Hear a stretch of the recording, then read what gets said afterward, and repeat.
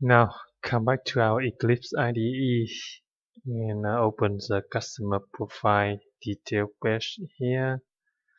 Customer underscore profile.jsp. Yeah.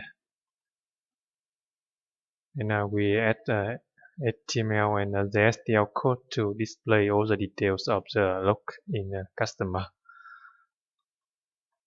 And now let's log in with the user David at hotmail.com.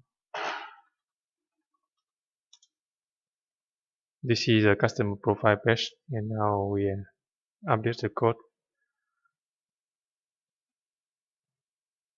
Let's see the user interface design.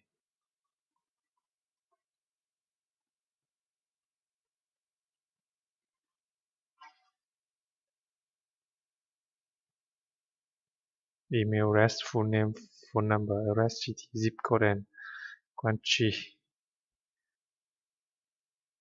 And there's the heading of the page is welcome, followed by the customer name.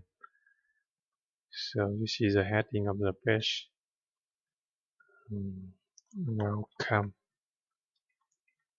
We use EL expression to display the